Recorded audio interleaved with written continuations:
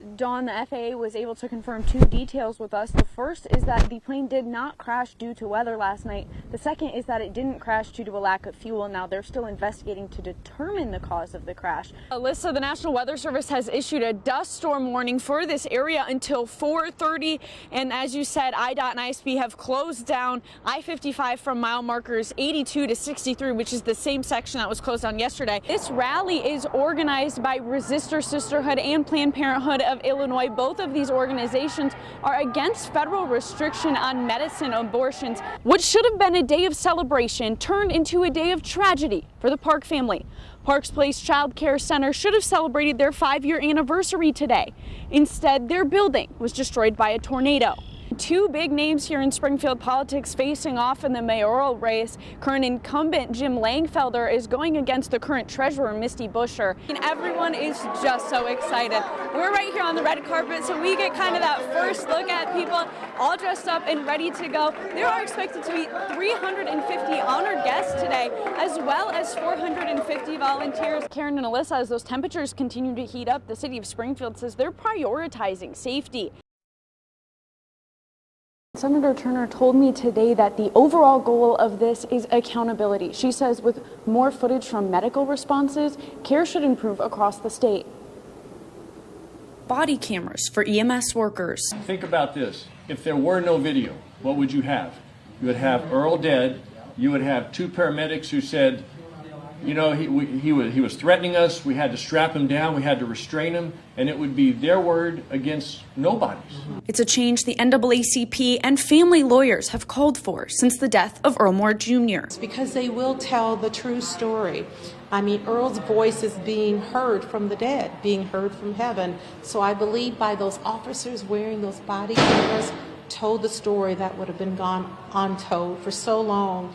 Senator Doris Turner says video is critical to the way crimes are prosecuted. There would be a lot of questions and, a lot of conflicting statements, but because we do have that body camera footage, we have a pretty accurate depiction of what happened. Senate Bill 1306 would require cameras on the dashboards of ambulances, as well as body cameras. While the equipment is expensive, the senator says the change is worth it. We always have to weigh public safety against, the associated costs that go along with that. And we don't ever want to put, public safety in a position where we're looking at cost over public safety. Senator Turner says the cameras should be seen as a way to save lives and strengthen the relationship between EMS workers and the community. It will provide us with a real opportunity for some additional training and for us to be able to see how these situations are playing out in real life. It may be an opportunity to not have a replay of what happened in Mr. Moore's situation. The bill is still in the early stages of the legislative process, but Senator Turner said there will likely be additions discussing things like HIPAA laws and funding for this equipment. Live in Springfield, Carlee Bronkema, WAND News. I mean, he truly was dead. There was no respirations. There was no heartbeat. He was completely blue, lifeless. There was nothing. He was gone. He was absolutely gone. Using a near tragedy to keep others safe. When Nash Waterman was 3 years old, he nearly drowned. Now, on the anniversary of that day, his mother is using their story to encourage parents to safe practice swimming. WAND's Carlee Bronkema spoke with Nash and his mom about their goal to save lives. School's out and more kids are hitting the water. But along with the fun of pools and lakes comes danger. When he fell into the water, he didn't know how to swim, and so he drowned. Every June, Susan Waterman remembers just how quickly a fun summer day can turn tragic. And I heard this woman, oh my gosh, the scream that came from her. It was a sound I've never heard before. Waterman recalls seeing a young boy being pulled from the public pool. She's holding this little boy, and his head is just bent down over his body, and he's just completely limp.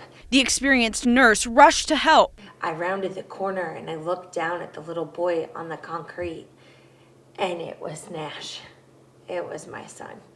And I lost it.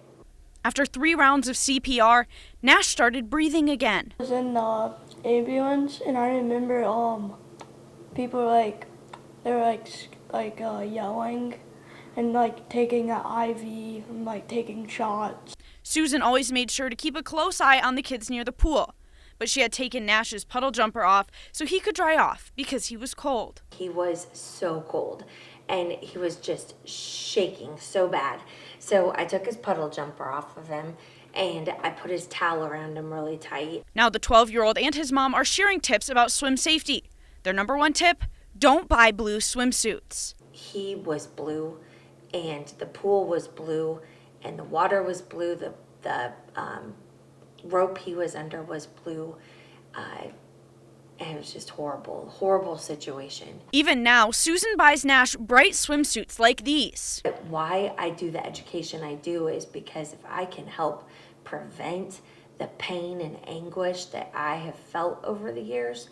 And the pair educates local families about the importance of being incredibly cautious around water. To learn from my mistakes, it would be that you just leave the puddle jumper or the floaties or any devices, life preservers, anything on your children, anywhere where water is around. In Sherman, Carlee Bronkema, WAND News. I caught my 6-1. The thrill of fishing for the first time. I don't know how to explain it. It just felt like an embrace of joy because it was my first fish I ever caught. This is a moment 8-year-old Jayan says he will never forget.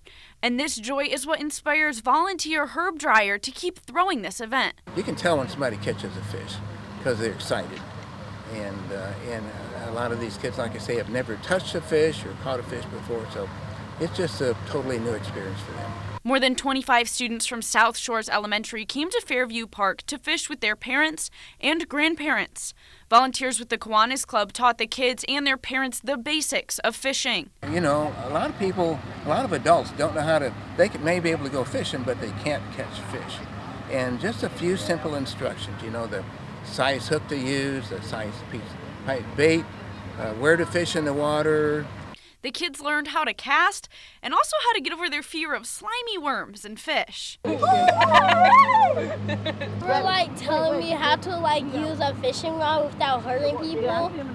Yeah. And how do I put the fish back in the water? The goal is to help the kids create a lifelong love of fishing that they can pass along to their family and friends. And our hope is that the adults and the kids want to go out fishing again on their own without our assistance and adopt fishing as one of their outdoor hobbies or activities. Indicator Carlee Bronkema, WAND News.